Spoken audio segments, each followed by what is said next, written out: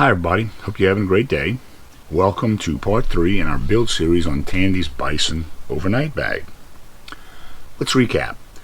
In parts 1 and 2, we essentially built the base and the base walls, which in the instructions are steps 7 through step 9.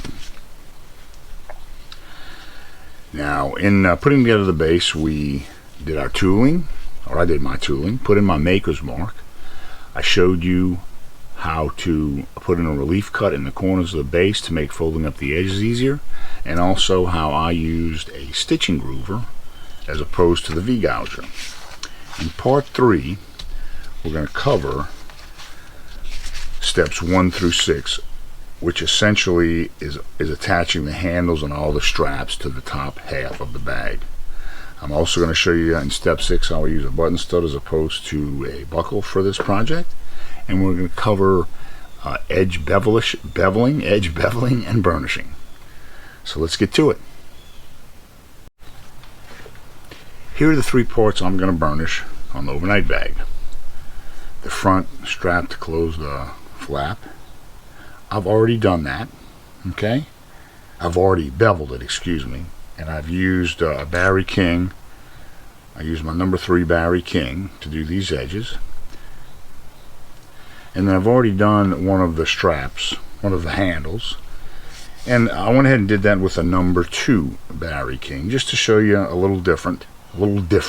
And I'm going to go ahead and do the other handle for you live with the number 2. And I beveled the back corners as well. So let's go ahead and do the other handle.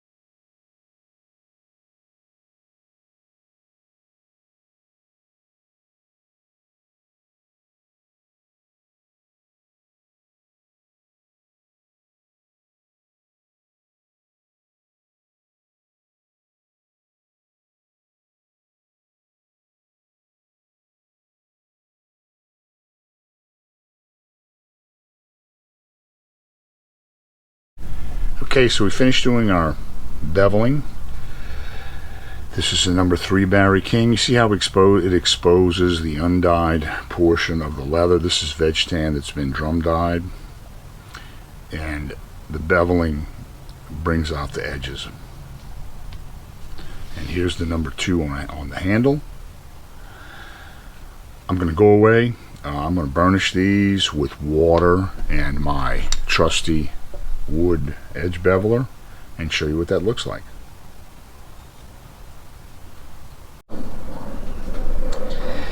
Here are my handles and the front closure strap with the edges burnished as much as I'm going to burnish them. I'm happy with that. Handle, here are the handles.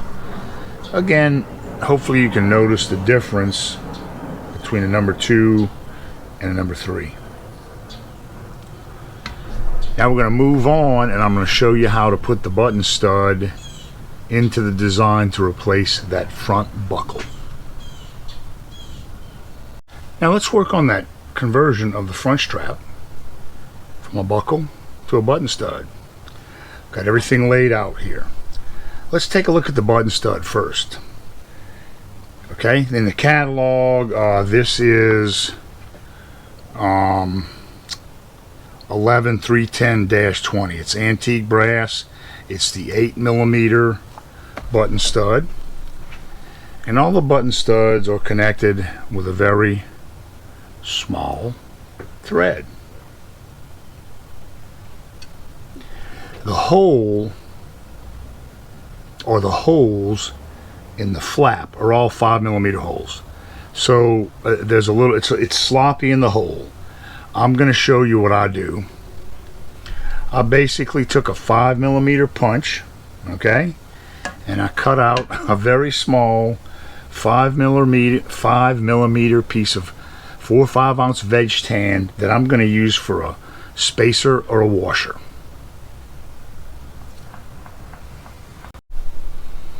I'm going to take this little tiny piece of 5mm leather and I'm going to carefully place it over my stitching owl, okay, and without poking my fingers I'm going to take 2 fingernails and I am going to slide that little 5 piece of leather down over my stitching owl, and I just created a split, the equivalent of a split washer. I'm going to take some water, spray it in upon my hands, and I'm going to soak this piece of leather for at least 10 seconds, maybe 20 seconds, just to make sure it's nice and wet. That's good enough. I'm going to put that down, okay? Next, I'm going to take the front flap, okay? And what I'm going to do here is I'm going to use this hole. This thing is designed for 2 copper burrs. I'm only going to use 1. This just holds the front flap down. And in conjunction with this button stud, I'm also going to use a keeper in front of the button stud, and I'll show you how that looks when we go to assembly, okay? And I made this out of a oil tanned leather. I had a scrap of oil tan leather. I thought it looked good with the Bison, okay? Now here's the thread part, the back part of the button stud. Put it in the front hole. Take my wetted split washer, okay, then take the button stud itself, okay, and try and screw it down over that. I've tried this a couple of times. So the leather's wet. Screwing this together is going to start to deform that leather. I'm going to unscrew it, not let my button stud run away. I want to shape this as best I can while the leather's still wet. Screw it down again.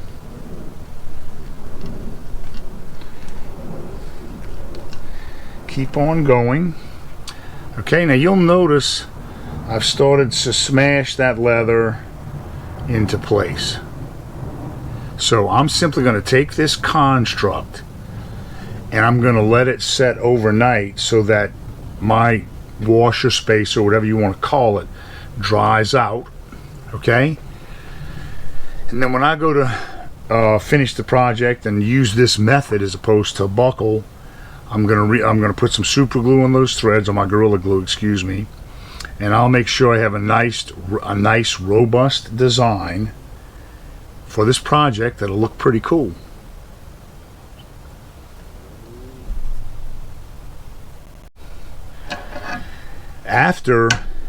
Once I set this aside, the next thing I'll have to do is I'll have to use my 5mm craft tool button stud hole punch, because the 5mm goes with the 8mm button stud, and I have to convert the holes on the flap so that they work with a button stud. And notice my orientation. The tail will go face upwards, if you will, and then these holes will accept a button stud. I've let the button stud sit overnight. Let's take it off, and you'll notice that our little washer seated itself quite nicely. So I'm going to take some of my trusty Gorilla Glue. I'm going to dab it on the threads. You could use thread locker, right? Or anything else, just it's going to help hold it. So now I'm going to tighten that back down.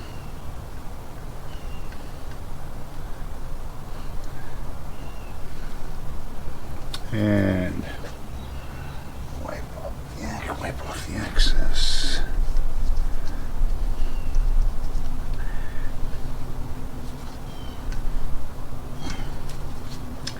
Probably put a little too much Gorilla Glue on there. Just be careful. This will wipe off. It's no big deal.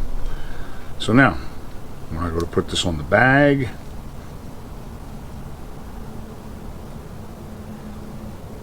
that's what it'll look like. Now my keeper here is a 1/2 inch thick.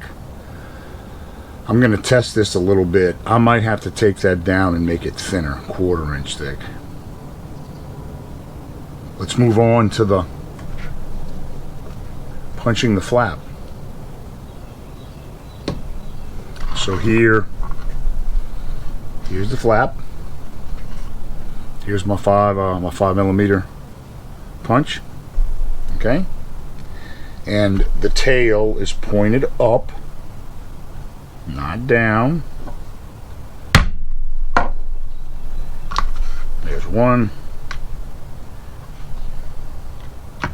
Go ahead.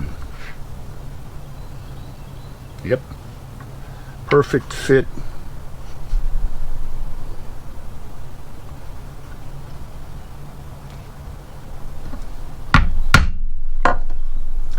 Now you'll notice I put a guideline. It's 2 guidelines, but I like to have something to reference when I'm aligning this punch so that the tails all point straight up.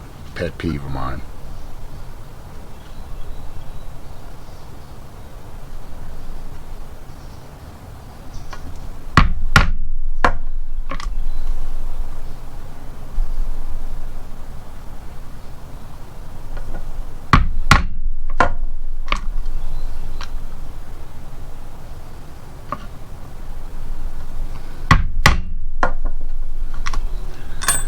So there you go. We've prepared the tab and the strap for a button stud. Again, I'm going to let this dry overnight, then I'll work on whether or not I like that 1/2 inch width or I want it to be smaller, and you'll see that when we do the construct. So this will be the end of part 3 for the Bison overnight bag, and part 4 we'll start putting together the top.